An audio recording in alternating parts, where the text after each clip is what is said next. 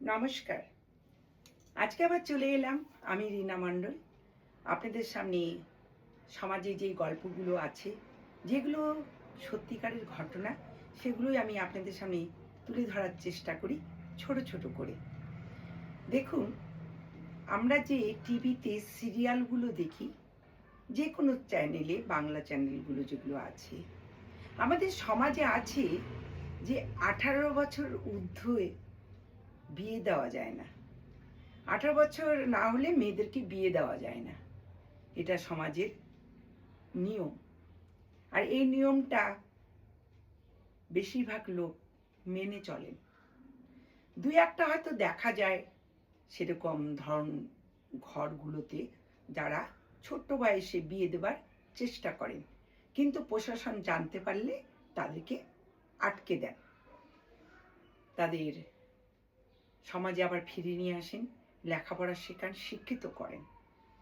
কিন্তু আপনি যে টিভির সিরিয়ালগুলো দেখবেন, প্রত্যেক বাংলা চ্যানেলে যে সিরিয়ালগুলো হয়, দেখবেন 18 বছরের নিচে মেয়েরা সিরিয়াল করেন। বেশিরভাগ আজকাল দেখছি বেশিরভাগ সিরিয়ালেই ছোট ছোট মেয়েদেরকে নিয়ে অভিনয় করা হয়, যাদের বয়স অনেকেরই 18 বছর হয়নি। এমনকি তাদের প্রেম করানো দেখা হয়, তাদের বিয়ে দেওয়া দেখানো হয়, তারা সিঁথিতে সিঁদুর পরে, সেই সিঁদুর না পড়ুক অরিজিনাল, ডুপ্লিকেট তো পড়ে, সিঁথিতে সিঁদুর। তারপর দেখবেন অনেকের বাচ্চা কাচ্চা দেখানো হয়, বাচ্চা কাচ্চা হচ্ছে, স্বামীর সাথে মিশছে, ঘুমাচ্ছে, এগুলো সিরিয়ালে দেখানো হয়।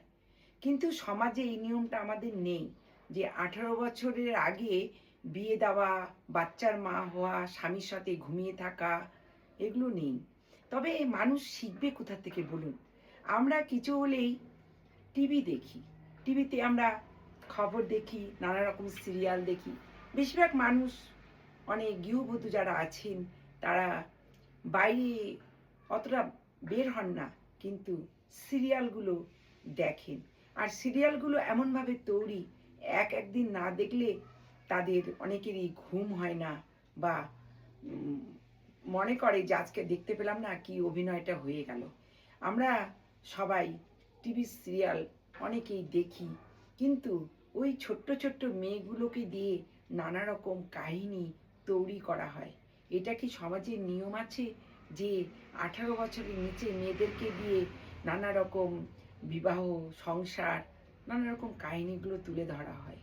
এগুলো সত্যিকারের না হলেও অভিনয় করা হচ্ছে, আর সেই অভিনয়গুলা আমরা সমাজে সবাই দেখছি। নমস্কার।